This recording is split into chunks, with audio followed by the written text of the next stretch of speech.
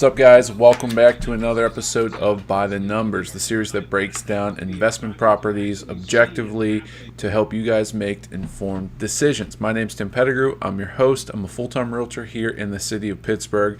And whether or not you're a brand new investor, someone that's been doing this a while, hopefully you'll find some tidbits. But basically, we'll be analyzing the numbers and key factors that go into finding an investment property. So let's dive in and see what we can come up with today. All right, so I do have a brief plan already kind of in place, but first, let's take a look at the properties that I pulled in to take a look at. So we have 6 properties that I pulled in and found. And each one of them is very interesting. Obviously, one of them is way more expensive than the other. But out of the options that I pulled, we have 250 42nd Street. So just for kind of, point of reference here, it's right near the 40th Street Bridge. It's 42nd Street, so it's only a couple streets away. This is a Airbnb place. So you have 2 townhomes, and then you have 1 efficiency apartment off of one of the back. But as you can see, it kind of does generate quite a bit of income. 110,000. So that's a pretty good amount. And again, I've already kind of looked through some of these, but then we have 621 Lincoln Avenue. I do like this one a lot for a couple of reasons. One, it's nearby me, so I know the area well. I like the area a lot. And 2, when I saw the net operating income based off of what the asking price was, didn't feel too insulting, And then we have 3436 Ligonier Street. Again, this is over in Lawrenceville. Pictures looked pretty decent of this one. They're asking almost 500. So they're getting around 40,800 in gross annual. Grant Street over in South Fayette, 4.25 on this one. And Brownsville Road, I feel like we already did one of these ones on Brownsville Road before. It wasn't that property, but we did do one over there somewhere. But the first one, why don't we dive into 2210 Hawthorne? And I don't know that we're going to get through all of these today. I'm going to try and keep this on the shorter side. But so we have 2210 Hawthorne Avenue. Looks like it's in fair shape. Doesn't look like it's a complete wreck. So I will say that Oh, yeah, given the pictures, it looked vacant. But I do see there's a note here. And again, as a consumer, you wouldn't see this, but I do see that these units are occupied now. So they're asking $155,000.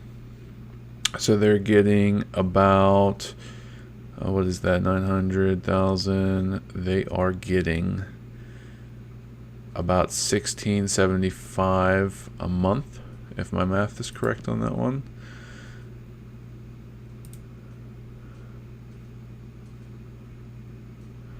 All right, so I want to make sure I make a copy of this.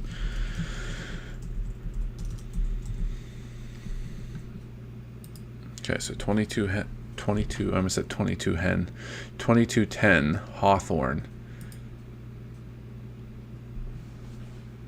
155. And for those of you that have watched a few of these now, basically what we do is we take the numbers and we evaluate them based off of all the information that we have. So this one's 155,000.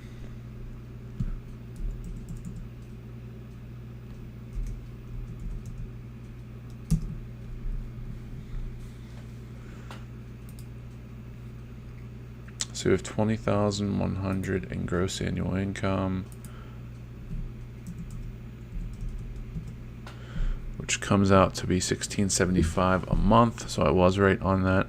We're going to assume a 6.5% interest rate. Now, if you've been following the mortgage market or the interest rate market right now, we're not in a great place, but we are somewhere in that whereabouts. We're going to assume 20% down. We're going to assume that this is for a 30-year fixed rate, and our loan amount would be $124,000. So it looks like they pay about $1,050 in insurance. So if that's accurate, we'll put that in. Also, they pay for some utilities, so $2,340 in utilities. I'm just gonna put that in here. I have no idea how that's split up right now. 10% management. So if you're not self-managing, we're gonna assume in this situation you would hire it out to have it managed. Again, that doesn't necessarily speak to everyone's circumstance, but if you're someone that's been doing this for a while, you probably have a property manager. Okay, so let's look at the numbers here. So right off the bat, I can see we're losing money year one. So if we go back here, total cash in for $155,000 property, assuming we buy it for that and we don't negotiate on the price, we're about almost $35,000 all in after our closing costs, after our down payment, all of that fun stuff. So let's see here.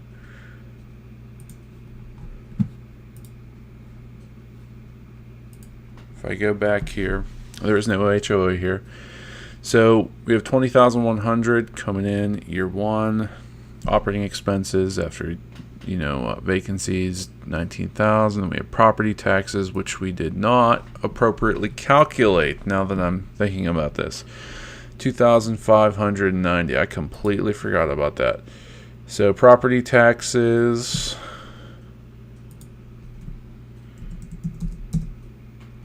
There we go. Now we're better.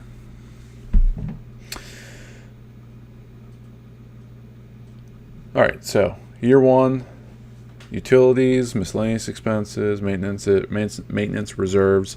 This is basically money we put aside for oh shit purposes or oh no kind of things.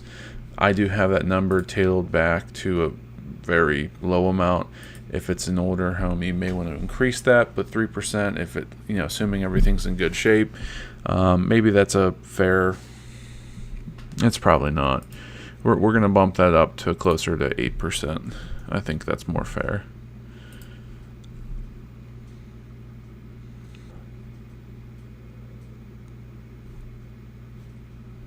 Okay, so year one, After all expenses, our net operating income is $9,698. After our mortgage, that leaves us with an annual cash flow of $293. Now, I want to point out again, for those of you that may be newer, the point of real estate isn't necessarily to make money. Now, obviously, if you can put yourself in a position and negotiate these prices, if you have someone on your side to help you do that, the goal, I don't want to lose track, but the goal is not necessarily to make money right now, but the goal is to make money over time. When you buy real estate, you're buying it for the long term, and when you buy this piece of real estate, you're making about $20 a month. But the fact of the matter is, someone else is living in that property, paying down your mortgage, paying for their rent, and in 30 years, if that, your entire real estate is paid for, and that's just hundreds of thousands, however much it may be at the time, of dollars that you now have because someone else was living there. You were paying off the debt. They were paying off the debt. That's how real estate works. So your return on investment on this one, you're losing money. Year 1, we expected that. Year 2, still losing money. Year 3, now you're making 20% of your income. Now, just to kind of play with the numbers a little bit, let's say we do some negotiating, and let's say we only purchase it for $145. That's a realistic outcome. Now you're making money. You get an ROI your first year, a 2.8% cash on cash return. Cap rate's around 6%, so it's not the sexiest cap rate, but it's a stable return on investment. So every year you're going to make money on this property.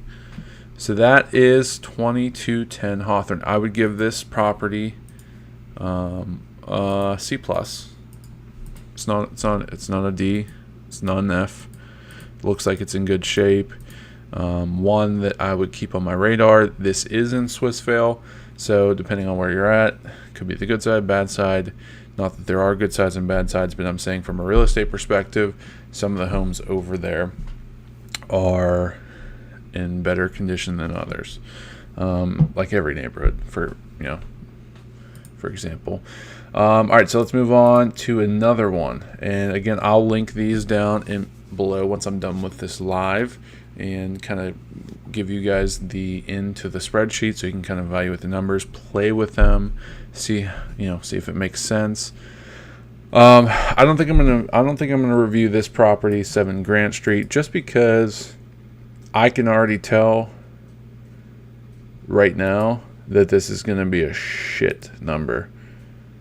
If these are truly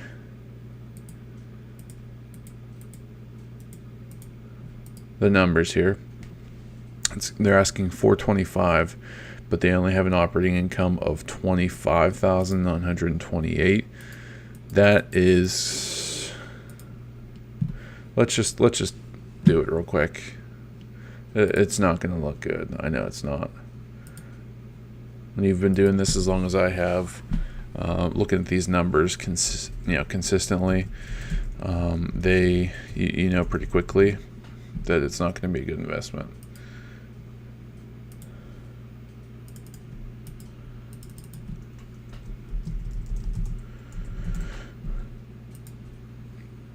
So we have 7 Grant Street. Get rid of that spreadsheet.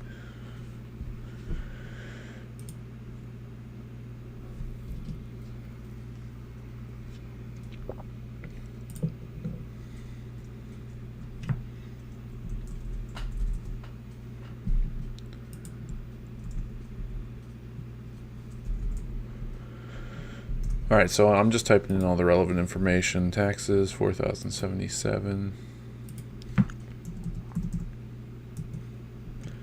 Insurance, I'm gonna bump that up to $2,500. Gross annual, $46,440.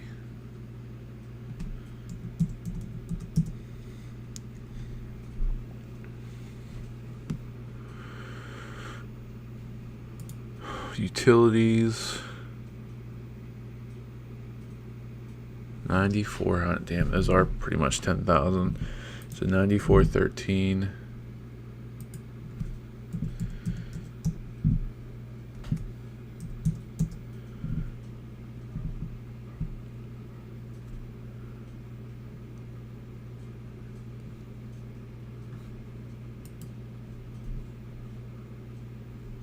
Yeah, I don't like this because, I mean, you're just trying to break even on this property. You know, again, I've reiterated this numerous times.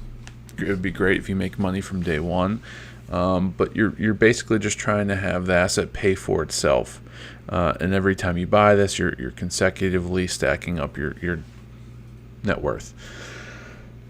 But I don't like this because monthly cash flow, I mean, you're losing money. I mean, you really have to jack those rents up for this to make sense to me. He's paying utilities for the tenants. They're probably not separated. He or she, whoever it may be. It's radiant heat. We don't like that. It does look like it's in good shape, but I don't personally like those numbers. I think there's better investments out there. All right, so Ligonier Street. Lincoln Avenue. Let's look at this one. This one intrigues me. This one really does intrigue me. So 621 Lincoln Avenue.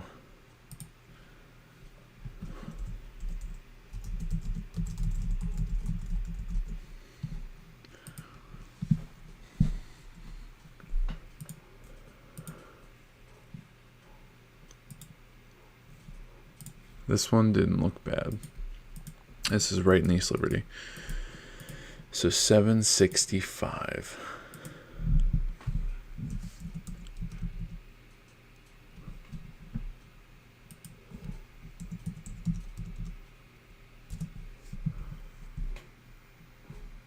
Taxes are going to be high. No, this hasn't been reassessed in a while. Then $2,000. You don't see this every day. This $800,000 house is only having taxes at $2,000. That's crazy. That's not right, but I mean, it might be right, but I think someone typed that in wrong. All right, $85,200 in gross annual income.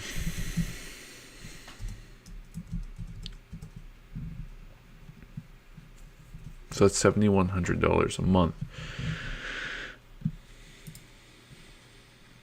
Utilities are $1,500. Insurance $2,200.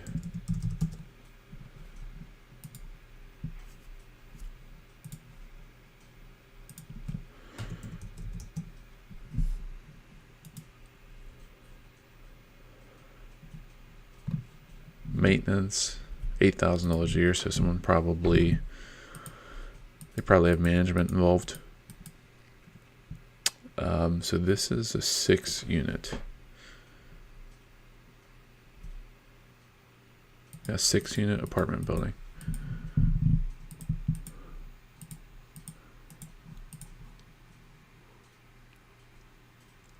$765.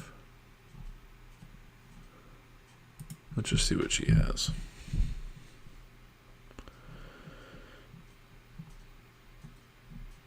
Okay, nothing of substance. So this one's going to be an attractive one, I feel like. All right, so we can't ignore the fact that 765, we have all in 20% down. We're about $170,000 deep in cash invested. So bear that in mind. This is no cheap amount of money. Okay, so this one is phenomenal to me. If I'm purely looking at it by the numbers. If most of the utilities are separate and he or she or the company, the corporation is only paying, maybe the common utilities in this aspect. Looks like some units have been renovated.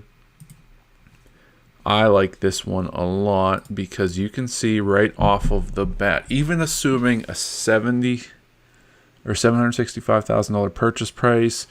Assuming rents are where they're at, yeah, you're losing 15% year one, but you're making 20% on your money invested year two, and then this is just crazy.